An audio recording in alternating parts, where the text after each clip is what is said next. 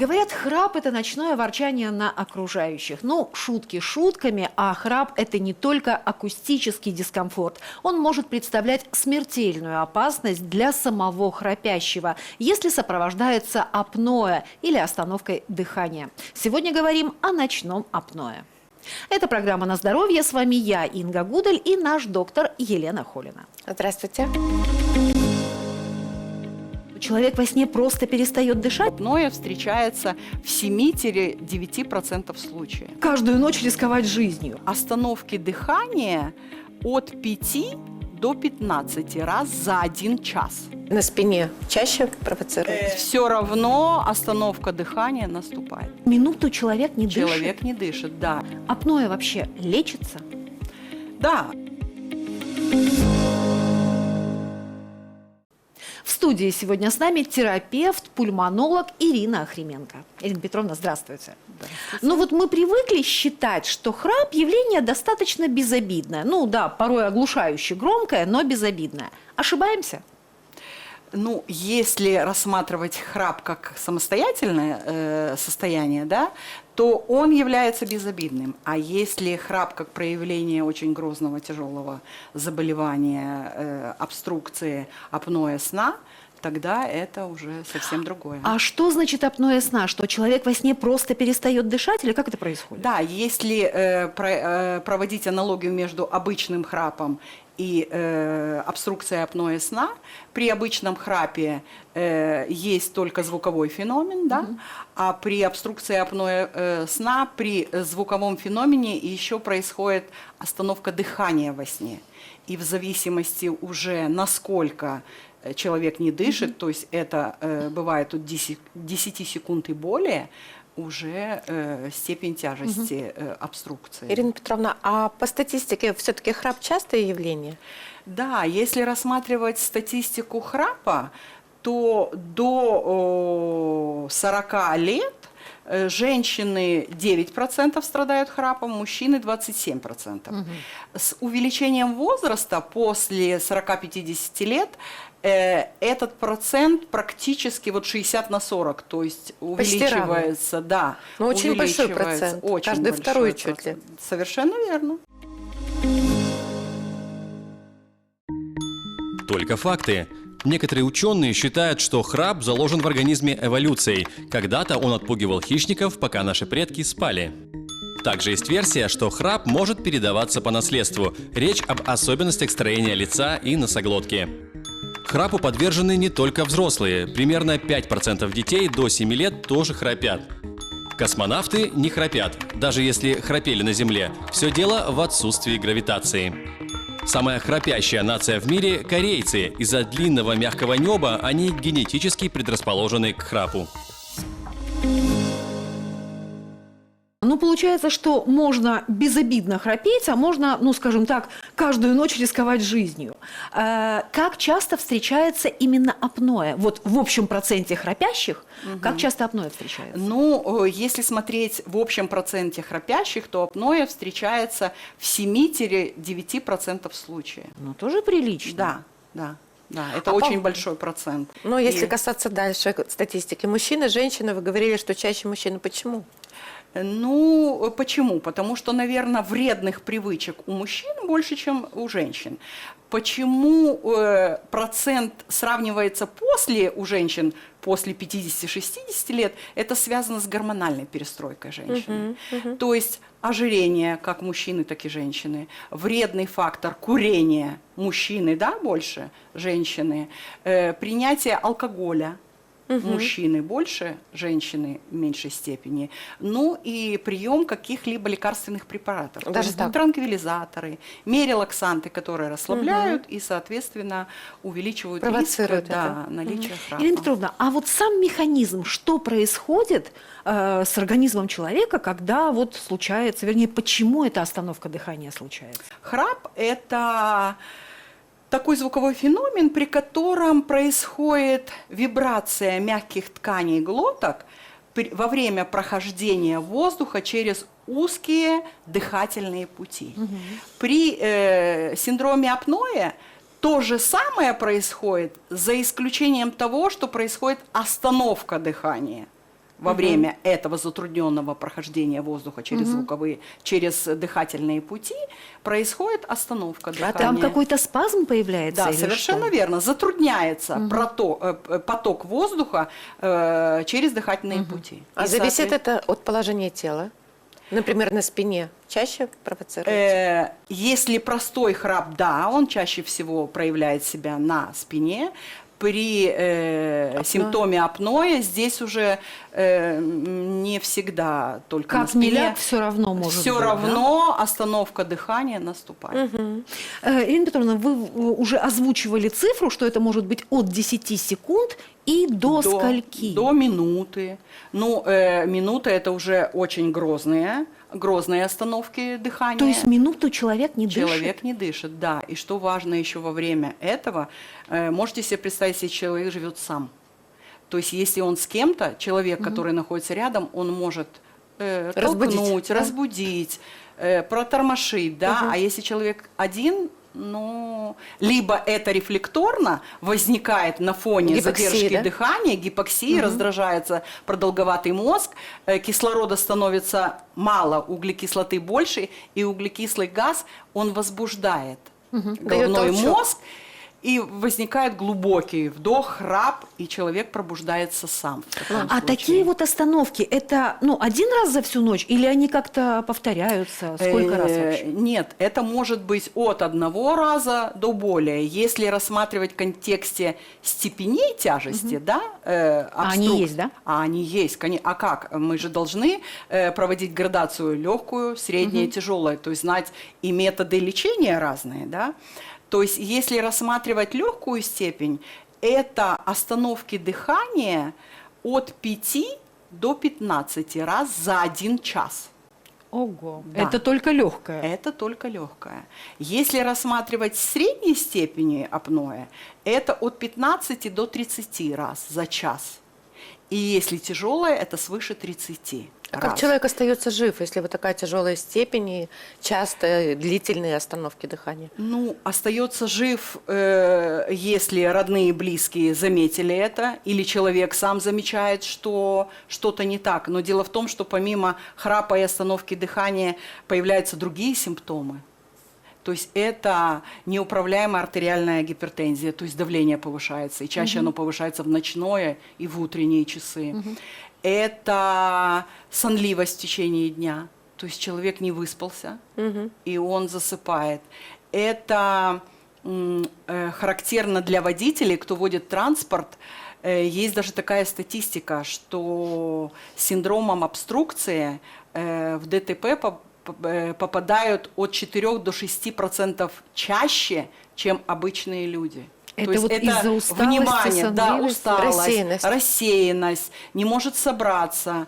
Ну, понятно, что снижается и память, и качество жизни снижается, ну и изменяется гормональный фон. Ну, я правильно понимаю, что когда останавливается дыхание, в крови падает кислород? Совершенно Сатурация, верно. да, как говорят медики. Да, и вот это как раз тоже То есть, может привести... Если относительно кислорода, мы все знаем, что такое сатурация, да, пульсоксиметр, аппарат, который определяет уровень кислорода крови, то у этих пациентов во время остановки дыхания сатурация падает на 3%.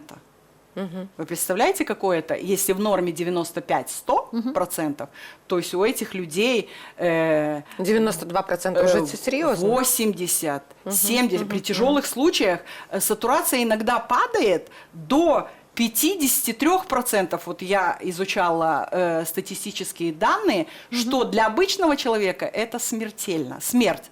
А у этих пациентов, учитывая, что это процесс хронический, не одного дня, вот у них в этот период, да? совершенно верно, происходит адаптация, и вот на этот период остановки у них вот такая низкая сатурация. Только факты. 2/3 массы нашего тела составляет кислород, его большая часть содержится в виде воды. В покое мы потребляем от 200 до 400 мл кислорода в минуту. При нагрузках, как физических, так и умственных, потребность в кислороде увеличивается. Основной потребитель кислорода в организме – мозг. Он использует 1/5 часть от всего количества, которое поступает в организм. Кислород постоянно необходим для работы сердца. Оно использует 1/10 часть всего поступающего кислорода. Недостаток кислорода способствует развитию раковых клеток, так как они ведут анаэробное существование. Можно ли отличить обычный храп от апноэ, я имею в виду не самому храпящему, ну, допустим, там супруг, дети. Какие есть признаки обычного храпа и апноэ?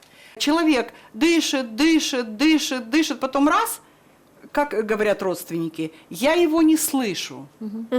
То есть человек выпадает, дыхание нет, и человек... Или, допустим, если человек не шумно спит, да, то есть иногда слышим дыхание, а иногда люди есть, которые не слышно спят. По дыханию грудной клетки, то есть видят, говорят, слушайте, он не дышит. Он пугаются даже, пугаются, да? и начинают будить, Тормошить. и человек просыпается. Слушай, ты не дышал, не знаю ничего. То есть человек сам храпящий, он не знает или сопное, что у него это происходит. А какие еще причины, кроме веса, пола, вредных привычек, может привести к апноэ? Вот, допустим, отсутствие зубов, которые меняют прикус. Совершенно верно. Отсутствие зубов, изменение верхней или нижней челюсти, то есть маленькая верхняя или нижняя челюсть, она отходит назад, и, соответственно, это тоже может быть причиной апноэ. Изменения со стороны верхних дыхательных путей в виде искривления перегородки носа выраженные, наличие полипов в носу, наличие аденоидов, наличие миндалин небных, да, глоточных, удлиненный язычок тоже может, а различные опухоли, как в носа, так и в ротоглотке. Ну и с возрастом, наверное, расслабление мышц, да? Они же Да, с теряют возрастом, тонус. да, совершенно тонус мышц теряется. Гипотиреоз может привести тоже. То есть щитовидка. Да, Щитовидка и здесь. Да, щитовидка и Следила. здесь. Да. Ирина Петровна, а как вести себя, ну там, жене, мужу, детям, когда вот они слышат, что человек храпит? Нужно будить, там, не знаю, просить перевернуться на бок? Что делать? Да, конечно. Чаще всего, если это обычный храп, человек чаще всего храпит в положении на спине. Человек, который находится рядом, он должен либо разбудить, либо просто, обычно это делается по умолчанию, человека просто переворачивают на бочочек, и дабы его не побеспокоить, чтобы он не пробудился. Ну и, соответственно, храп либо прекращается, либо он становится гораздо тише, не такой интенсивный. А Да. с апноэ что делать? С апноэ здесь, конечно, только пробуждение может уменьшить, ну или убрать апноэ. Различные повороты на боку, но не всегда помогают, к сожалению, потому что механизм совершенно другой. А что будет, если не лечить апноэ, ну вот избегая вот крайне летальный вариант?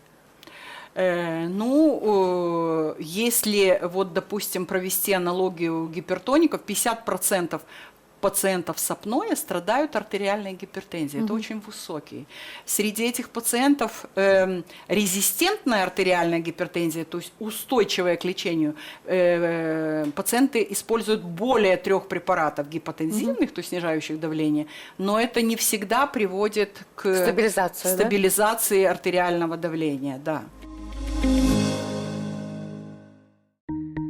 Только факты. Гипертония или артериальная гипертензия – одно из самых распространенных заболеваний сердечно-сосудистой системы. От гипертонии страдает каждый 3-й человек в мире, при этом больше половины болезнь не лечат. Гипертонией болеют не только взрослые, страдать высоким давлением могут подростки и даже дети. Жители городов, тем более крупных, чаще страдают гипертонией, чем жители сел. Гипертония, если ее не контролировать, может привести к проблемам с памятью и мышлением. Понятное дело, что все это надо лечить, но прежде чем лечить, нужно как-то диагностировать. Как можно диагностировать апноэ во сне? Ну, смотрите, если забегать от легкого, храп – это чаще всего только жалобы со стороны родных, близких, да, или человек, допустим, пробуждается, говорит, доктор приходит, чаще всего обращаются, и специалистом по храпу является лор-врач, то есть мы сразу это обговорим, чтобы люди знали, да. И он приходит, говорит: доктор, у меня храп ночью, или у меня мои родственники заметили, что я храплю. И уже врач начинает разбираться, то есть искать причину, да, то есть что, в чем причина. Ну, осмотр, конечно, да. То есть если есть изменения со стороны носа, перегородки, как мы уже говорили, аденоид или еще что-то, наличие образований, кист, проводится санация, и, как правило, храп уходит. Это идеально. Относительно апноэ, здесь есть более сложный метод исследования, полисомнография. То есть этот метод позволяет, то есть устанавливается, чтобы мы понимали, о чем идет речь, устанавливаются датчики. Устанавливается датчик на наличие дыхания, то есть сколько дыхательных движений. Устанавливается датчик на сатурацию, то есть наличие кислорода в крови. Электрокардиография записывается во время этого исследования, электроэнцефалография, миография мышц полости рта и гортани и миография мышц брюшной и грудной клетки. Это все во сне, да? Да, да. Это наличие остановок, то есть апноэ. Ну, пожалуй, я все, наверное, сказала. То есть и со всем этим человек должен спать? Ну, да. Дело в том, что это исследование, ясно, что оно проводится чаще всего в стационарных. Нужно отметить, что проблемой апноэ занимаются сомнологи, такие специалисты. И есть крупные большие центры сомнологии, и там уже человек госпитализируется, потому что, да, это относительно неудобства, ну, как бы есть сложности в проведении исследования. Человек находится в стационаре, устанавливаются датчики, и во время сна уже идет запись, как вот при электрокардиографии или спирометрии, да, когда мы проводим. То есть там уже специалист, когда расшифровывает, и я вам скажу больше, что расшифровка идет, если исследования, грубо говоря, занимают до суток, да, то исследование данной записи идет до 3 суток. Ого. Да, да, то есть исследуется вот это все записанное на датчиках, и дальше уже доктор в зависимости от степени тяжести устанавливает, какая обструкция легкой степени, средней, тяжелой и соответствующее лечение. Ирина Петровна, сейчас спрашивают зрители. Что за вирус? Кашель больше месяца, многие лекарства не помогают. Чем лечить? Ну, нужно прежде всего разобраться, кашель этот после перенесенной вирусной инфекции или причина кашля, как мы уже проговаривали, может быть скрываться совершенно в другом. То есть это или патология желудочно-кишечного тракта, заброс кислого содержимого из пищевода в гортань, и возникает кашель. Это заболевания лор-органов, тоже, которые могут проявляться кашлем. Это неврогенные заболевания и, конечно, поствоспалительные кашель после перенесенной вирусной инфекции. Мы уже проговаривали, что кашель может сохраняться от месяца до полугода. Нет ни температуры, ни кашля, но болит в груди. И мокрота не отходит, першит горло. Пьем бромгексин. Что еще можно принимать? Ну, из того, что предлагает наш зритель, я могу заподозрить, что здесь либо хроническое, может быть, острое заболевание ротоглотки, да, то есть кашель. Ну, бромгексин может вам и не помочь, потому что место приложения немножко не то, да. Боли в грудной клеточке, то здесь надо разбираться. Боли в грудной клетке — это может быть не только патология бронхолегочной системы, как мы говорили, это сердечная патология, это патология со стороны опорно-двигательного аппарата, то есть позвоночник, грудной отдел, который может давать болевой боли, синдром. Да, совершенно верно. То здесь нужно разбираться. Иногда кажется, что нечем дышать, просто не могу вдохнуть полной грудью. Какие анализы сдать? Это очень часто задаваемые вопросы на приеме среди пациентов. Здесь нужно разбираться. То есть причина невозможности вдоха – это не всегда бывает какая-то органическая патология. Это бывают какие-то психогенные изменения. Конкретно в данном случае или это шлейфово тянется, то есть у человека хронический стресс, да. Потому что я всегда учу своих пациентов, при патологии бронхолегочной системы затрудняется выдох. А когда идет вдох, мы стараемся, либо это нервная система, либо это патология сердечно-сосудистой системы, либо это костно-суставная межреберные, то есть задетые межреберные нервы, Окончания. да, окончания, которые вот на высоте вдоха дают болевой синдром. Ну, то есть сначала исключаются физиологические Совершенно причины, да? верно. То есть мы говорим с пациентом, а потом уже принимаем решение. Если, допустим, боли где-то есть, да, или тяжело вдохнуть, мы уже смотрим, проходил флюоро, не проходил. Если не проходил, то мы проводим. Исследование функции дыхания проводим, то есть проводим спирометрию, смотрим, есть ли нарушение дыхательной проводимости или нет. Если это нет, то есть опять мы отметаем. И дальше уже... Хоббл лечится? Нет, к сожалению, Хоббл не лечится. Мы это всегда проговариваем с нашими пациентами, но мы говорим, что улучшить качество жизни, мы можем с вами, продлить более длительную ремиссию, то есть когда нет обострения, мы можем с вами, и, конечно, продолжительность жизни, что, наверное, самое главное, мы тоже можем. То есть то, что зависит от пациента, он должен прислушиваться к мнению доктора, когда ему говорят, вы вот это должны исключить или бросить. Сразу оговорюсь, курение, токсическое вдыхание, допустим, есть вредные производства,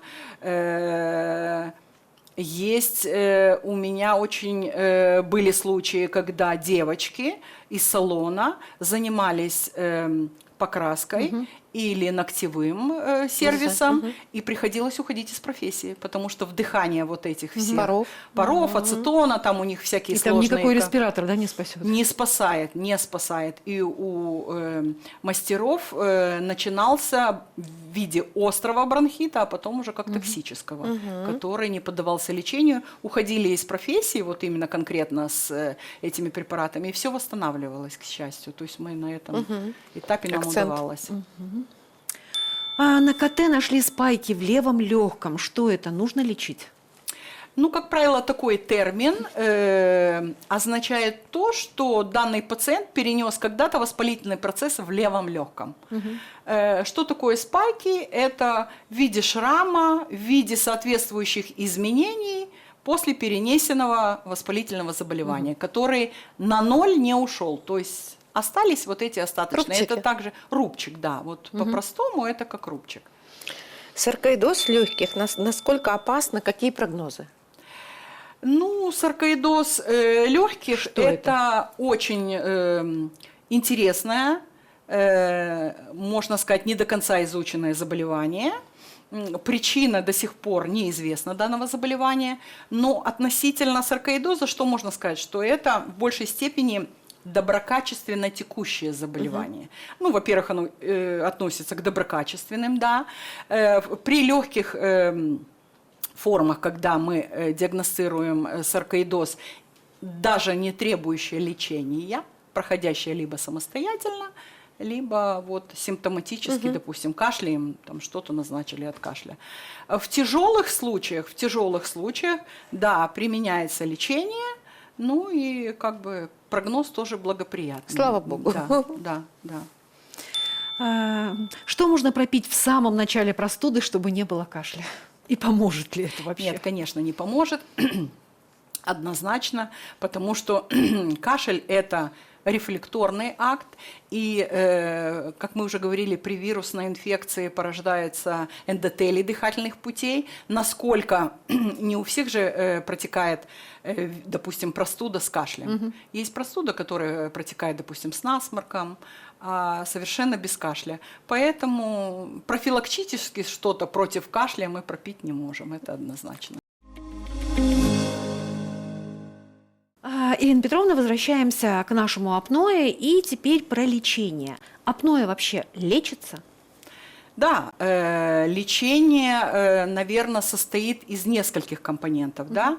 Первое – это борьба с ожирением, если у пациента есть ожирение. Это борьба с наличием либо хронических, либо острых состояний, приведших к апное.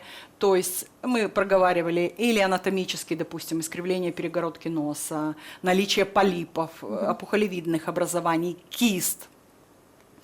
Это, допустим, укорочение язычка, у кого длинный, это лечение артериальной гипертензии, это если имеются эндокринные нарушения, то есть консультация, Компенсация. совершенно верно, это компенсирование хронических заболеваний, вообще любых хронических заболеваний. Ну и из медикаментозных является золотым стандартом это СИПАП-терапия. Что это? Расскажите. Это воздействие положительного потока воздуха в дыхательные пути, то есть простыми словами, это вне зависимо от пациента подается под давлением воздух в дыхательные пути. Что не дает спадаться мышцам Глотки, да? глотки. То есть это И- нужно, чтобы человек на ночь надевал какую-то маску, да? Да, здесь используются либо назальные канюли, которые вставляются в нос, да, либо масочка, которая одевается на нос и вот ротоглотку, да. Ну, конечно, не очень удобно, мне Очень так кажется. неудобно, но я вам хочу сказать, что в большинстве процентов случаев лечение СИПАП-терапией приводит к Улучшению качества, улучшению, а в некоторых случаях даже выздоровлению Вот так пациентов. вот. Да. Но это Есть постоянный такая- процесс? Нет, это не постоянный процесс, но здесь нужно понимать, чем раньше мы начали терапию, чем раньше диагностировано апноэ, тем быстрее будет эффект от лечения. А вот эти клипсы, зажимы для носа, рта, они вообще эффективны или это маркетинг? Я думаю, что это нужно рассматривать у каждого индивидуально. Кому-то помогает, могу сказать, кому-то, к сожалению, не помогают. Используются другие методы. Да. Ирина Петровна, а с удивлением прочитала про какой-то спрей от храпа. Что это? Ну, вообще, конечно, очень здорово было бы, если бы Брызните это всё по шее. работало. Нет, здесь имеются в виду спрей от храпа. Это спреи, которые уменьшают отек мягких тканей носа. Вот, в частности, могу сказать, что это различные противоаллергические и гормональные препараты. Они уменьшают отек и, соответственно, снижают... Прецедент. Да. Ну да. и, наверное, постоянно тоже им пользоваться Нет, нельзя, да? конечно, нет. Это только симптоматически. А лечение от храпа вот препаратами такого нет. А гимнастика, ну, допустим, чтобы укрепить Мышцы, да. связки, мышцы, которые стали... Да, есть соответствующие гимнастики ротоглотки, и я вам хочу сказать, очень помогают капы в ротовую полость, Так. которые используются для того, чтобы прохождение воздуха было гораздо адекватнее. Это какие-то специальные капы? Да, Или это те- это индивидуально подготавливаются для каждого пациента отдельно, да. И ты надеваешь их на ночь, Капу и на меньше? ночь, и у тебя спокойный сон. Ну, а вот хирургические методы лечения, ну, кроме укорочения язычка, что еще? Ну, Аденоиды, хирургически, наверное, да? Да, мы стараемся убрать то, к чему, допустим, привело апноэ, да. Мы уже говорили, это аденоиды, это миндалины. Я вам хочу сказать, что очень много процент пациентов, которым во взрослом возрасте выявлено было апноэ, у которых хронически декомпенсированный тонзиллит закрывал практически полностью То есть разросшиеся миндалины и мешали. убрали тонзиллэктомию, то есть убрали миндалины, и человек задышал, прекратилось жизни. все, и казалось банально, да, что удалить миндалины. То есть посещение доктора – это обязательно. То есть врач уже будет разбираться в причинах. То есть убрав причину, соответственно, уже гораздо легче будет помочь пациенту и в некоторых случаях, не побоюсь этого сказать, вылечить его от апноэ. Ирина Петровна, профилактика есть, чтобы не столкнуться с апноэ? Да, совершенно верно. Профилактика, она везде есть. Ну что, банально следим за индексом массы тела, то есть не переедаем, да. Не переедаем или не наедаемся на ночь. Употребление алкоголя. Это лекарственные препараты, как и мы уже говорили. Физическая активность. Очень хорошо помогает подъем головного конца подушки. То есть не спим на низких подушках. Даже анатомические подушки, вот, которые мы знаем, да, для пациентов с храпом и с апноэ не подходят. Не их вариант, да? Нет, потому что ровно, и все. То есть нужно полусидя фактически, да, Да, спать? да. Я вам хочу сказать, что пациенты с апноэ практически, но если не полусидя, но угол приличный, то есть должен быть выше. Мы способствуем тому, чтобы воздух не было... И при храпе обычным это тоже помогает. Совершенно верно, тоже помогает. Вот вы знаете, кстати, прочла еще про один способ, достаточно интересный, уж не знаю, насколько он работает. Советуют к пижаме пришивать кармашек, куда вкладывается теннисный мячик. И когда человек спит, он не может повернуться на спину, то есть будет спать только на боку. Это вообще работает? Я скажу, что я тоже такое слышала.